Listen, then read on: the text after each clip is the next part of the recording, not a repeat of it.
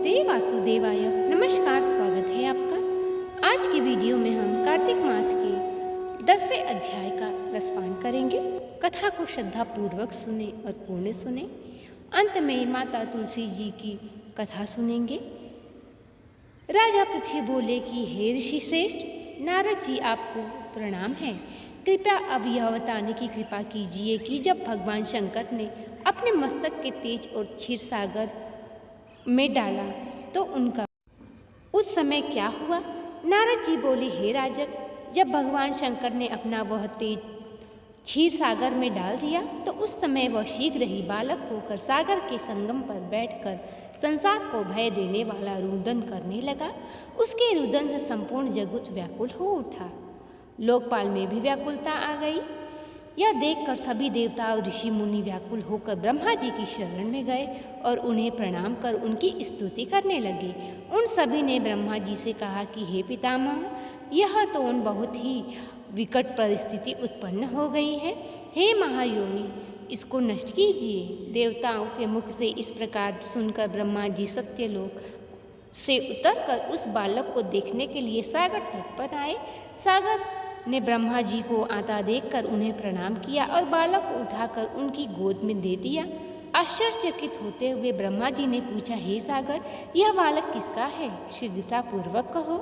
सागर ने विनम्रता पूर्वक बोला, हे प्रभु, यह तो मुझे ज्ञात नहीं है, परंतु मैं इतना अवश्य जानता हूँ कि यह गंगा सागर के संगम पर प्रकट हुआ है। इसलिए हे जगत गुरु, आप इस बालक का जात कर्म आदि संस्कार कर के इसका जातक फल बतलाइए। नारद जी ने राजा पृथ्वी से बोले, सागर ब्रह्मा जी के गले में हाथ डालकर बार बार उनका आकर्षण कर रहा था। फिर तो उसने ब्रह्मा जी का गला इतनी जोर से पकड़ा कि उसकी पीड़ित होकर ब्रह्मा जी की आंखों से अश्रु टपकने लगे। ब्रह्मा जी ने अपने दोनों हाथों को जोर लगाकर किस प्रकार सागर से अपना गला छुड़वाया और सागर से कहा, हे सागर सुनो, मैं तुम्हारे इस पुत्र का जातक फल कहता हूँ। मेरे नेत्रों से जो यह जल गिर रहा है, इस कारण इसका नाम जलंधर होगा।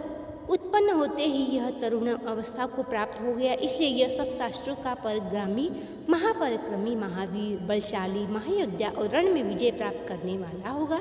यह बालक सभी दैत्यों का अधिपति होगा। यह किसी से भी पराजित न होने वाला तथा भगवान विष्णु को भी जीतने वाला होगा। भगवान शंकर को छोड़कर यह सबसे अवध्य होगा। जहाँ से इसकी उत्पत्ति हुई है, यह वहीं जाएगा। इसकी पत्नी अत्यंत ही शीलवान और गुणवान होगी। सागर ने इस प्रकार कहा कर ब्रह्मा जी ने शुक्राचार्य को बुलवाया और उनके हाथों से बालक का राज्याभिषेक कराकर स्वयं अंतर्ध्यान हो गए। बालक को देखकर सागर की प्रसन्नता की सीमा न रही। वह हर्षित मन से घर आ गया। फिर सागर ने उस बालक का लालन पालन कर उसे पुष्ट किया। फिर कालनेमी नामक असुर को बुलाकर विंदा नामक कन्या से विधि पूर्वक उसका विवाह करा दिया। उस विवाह में बहुत बड़ा ही उत्सव हुआ। श्री शुक्राचार्य के प्रभाव से पत्नी सहित जलंधर दैत्यों का राजा हो गया। माता की कथा। एक समय की बात है, एक गांव में एक बूढ़ी अम्मा रहती थी। वह अकेली ही पूरे दिन कृष्ण भक्ति किया करती थी। तुलसी जी को सींचती और पूजन किया करती और सदैव एक ही प्रार्थना करती कि हे कृष्ण, मुझे मीठा मीठा ग्रास दे, वैकुंठ में वास दे, चटक की चाल दे, पटक की मौत दे, कृष्ण का कांधा दे। इस प्रकार वह रोज प्रार्थना करती और कृष्ण भक्ति में सदैव लीन रहती। एक बार तुलसी जी सूखने लगी। कृष्ण भगवान ने पूछा कि तुलसी, तुम क्यों सूख रही हो? तब वह कहने लगी कि बूढ़िया माई रोज मुझे सींचती हैं और एक ही प्रार्थना करती हैं। इस पर कृष्ण जी कहने लगे कि तुम उनकी प्रार्थना स्वीकार कर लो। परंतु तुलसी जी ने कहा कि ये कैसे संभव है? कृष्ण भगवान ने कहा कि इसकी चिंता तुम मत करो। अब बुढ़िया माई की जब मौत हो गई, सारे गांव वाले बुढ़िया माई को उठाने लगे। बुढ़िया माई अब तो इतनी वजन हो गई कि कोई भी उन्हें उठा नहीं पा रहा था। तब कृष्ण भगवान बाल रूप में आए और बुढ़िया माई के कान में कहने लगे, मीठा मीठा ग्रास ले, वैकुंठ में वास ले, चटक की चाल ले, पटक की मौत ले, कृष्ण का कांधा ले।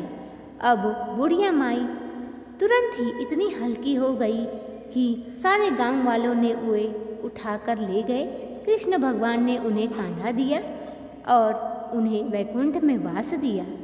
तो ये थी तुलसी को सींचने की कथा। अब आइए सुनते हैं सास और बहू की कथा। एक समय की बात है, एक नगर में एक ब्राह्मण रहता था। उसकी पत्नी बहुत ही धर्मपरायण स्त्री थी और प्रतिदिन स्नान पूजा व्रत करती थी। और कार्तिक मास जब आया तो उसने भगवान विष्णु की उपासना आरंभ की। प्रतिदिन वह प्रातः स्नान करके पीपल के वृक्ष के नीचे दीपक जलाती, जल चढ़ाती और मंत्रों का उच्चारण करती। ब्राह्मण को उसकी पत्नी का यह आचरण व्यर्थ लगता है।